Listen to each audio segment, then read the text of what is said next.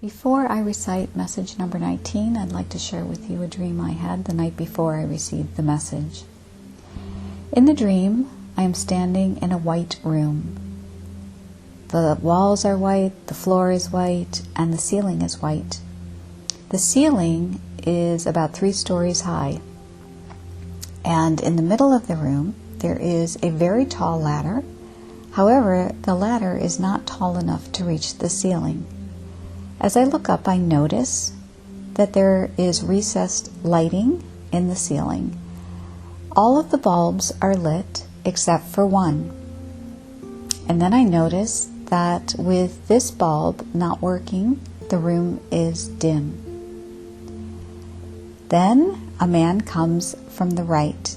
His energy is light, peaceful, and loving.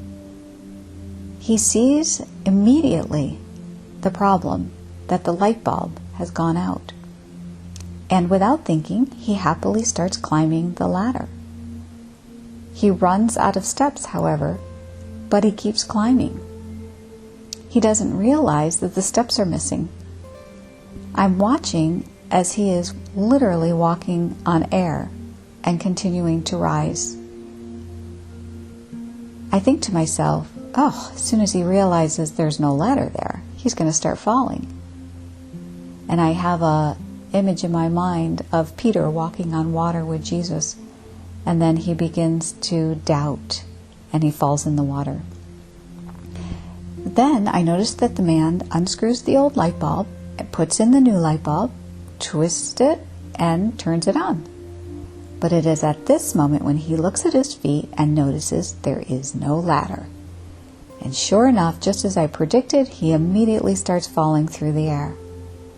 But then something surprising happens. As he falls, I see that he is cocooned in a bubble. It is an energy field, and it's filled with shimmering stars. Instead of falling to the ground, he gently floats in the air. And I think to myself, it's the energy he is in that really matters. End of dream. And this is the message that I received. Message number 19. Where there is darkness, turn on the light. In such devastating times, when you are faced with situations that seem too difficult to bear, your one salvation is to connect with the energy of divine love.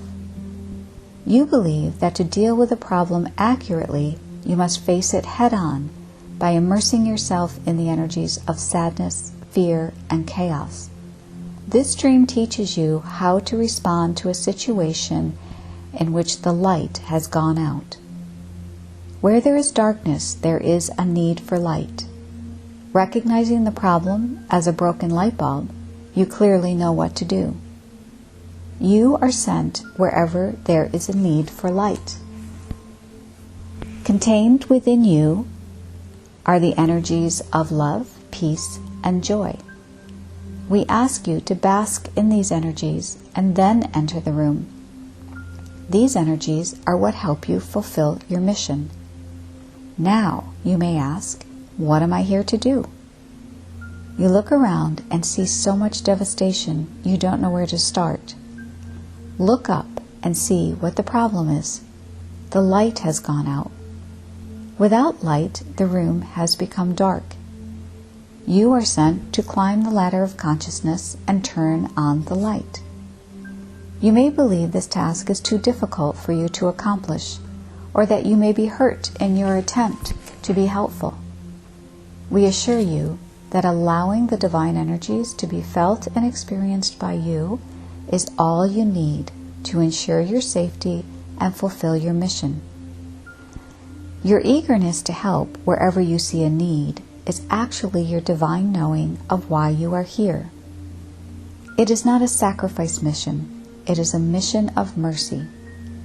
If you are experiencing loss, sadness, and fear, it is due to the fact that you forgot to open to the divine energies within. If the room remains dark, it is because you forgot that the problem is the absence of light.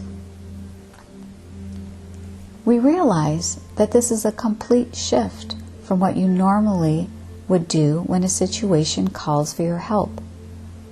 Although the information is not foreign to you, you read about it in books and hear it spoken about in many spiritual circles. But when is it actually done in life? It is easy to forget what is needed, especially when situations seem especially dire. When you feel yourself slipping into old ways of helping, call to mind this dream.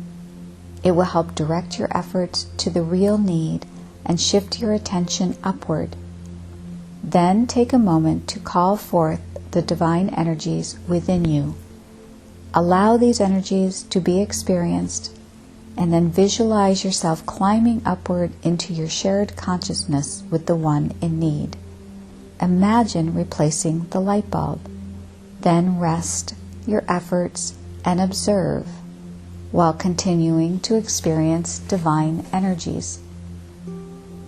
So I'd like to stop the message here and just tell you a little bit about what I was noticing within myself. I picture myself trying to apply this technique to certain life situations that are very upsetting to me. I immediately slip into the energy of despair, and I try to think of solutions. And now the message continues. We ask you to practice this response over and over in your mind before immersing yourself in situations that are difficult. It will help establish a habit of response. So when you are called on for help, you have a better chance of not getting swept up in the energies that need the light.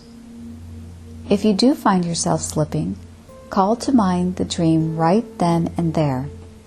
Don't go into mental gymnastics. Thinking your way out is not helpful. Instead, picture the dream playing out again in your mind. That will be enough to shift your focus. Thank yourself for your efforts and love yourself for trying. Ask for our help to do the rest. We are with you always, leading you to a brighter today and tomorrow for all of humanity. End of message.